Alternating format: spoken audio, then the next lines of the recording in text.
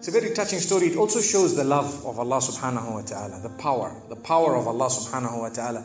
Never ever underestimate the power of Allah. You know, there was a sheikh who mentioned this in Saudi Arabia, and there was a doctor that visited him from Pakistan and told him a story that happened to him. So he says, what happened to me? He says, the doctor who's speaking is a top neurologist, one of the top doctors in Pakistan, or, you know, a very, very good doctor, very hard to meet. It's said that perhaps you would have to wait months on end before you can get an appointment to see him. So what happened is, he says, I was flying from one city to another, a very busy man, flying quite often within the country and perhaps even outside. And he says, suddenly, the clouds built up. Huge clouds, and the lightning started striking, and it started pouring, and there was lots of turbulence, and one of the engines was struck, and it was damaged. So we had to land. And so what happened is, the landing was at a nearby little airport or a little strip and so on. And when they landed there, it was a remote area. How are you going to repair this aircraft? A few people who were on it, it was a small plane, they were, quite surprised because they landed it in such a remote place. No one's there to repair it. They would have to wait, definitely. So the doctor asks the captain or the pilot that, you know what, how long are you going to be? He says, no, we're going to be quite long. Well, I need to get to that area. Look, he says, it's just a 3-hour drive by vehicle. So why don't you just go by road? And you know, you can go there and get there. He says, okay, good idea, because this is going to take long. So he decides to go on one of the tri-shows, you know, in Pakistan, one of the areas, wherever it was, and he jumped in.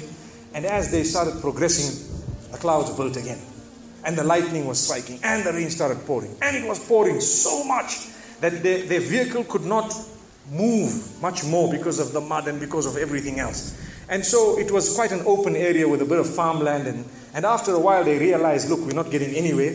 There's a little house here. Why don't we just go there? We can read our salah. Perhaps we can, see, have a bit of a meal or whatever else. And they decided to knock the door. Strange people, strange land, far off, out in the rurals. And so he knocks the door, and he's got his little bag and everything, and he walks in.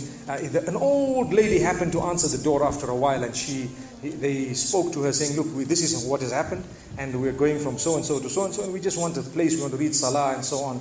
And she said, no problem, you can come in. She had a little musalla, a little sajjada, and she had a little baby on the side, or not a baby, but a child.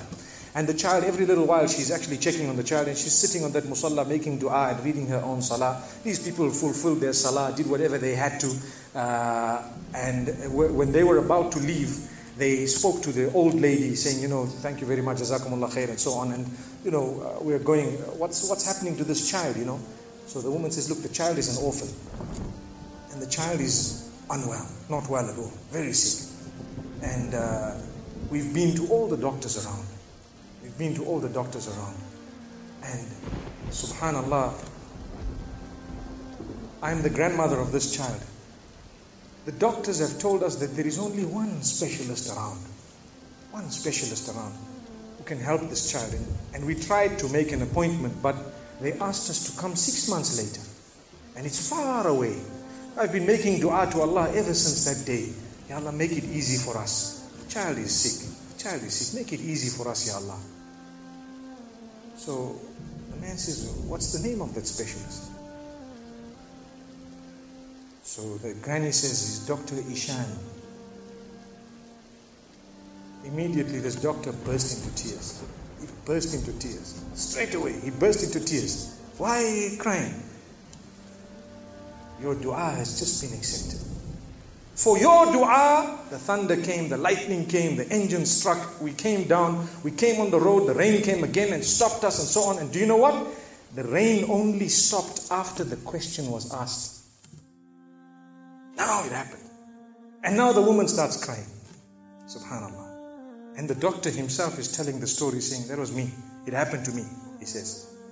And he says, I learned that Allah's armies are beyond limits. Allah uses whatever He wants to get what He wants done.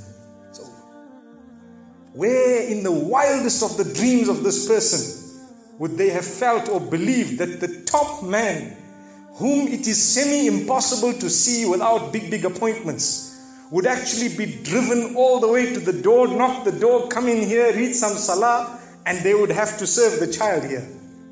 Amazing. Wallahi, it brings tears to the eyes. But the reason I share it with you, every one of us has needs for Allah subhanahu wa ta'ala. Just keep calling. Just have yaqeen. Have conviction. If it is meant, it will definitely come in your direction.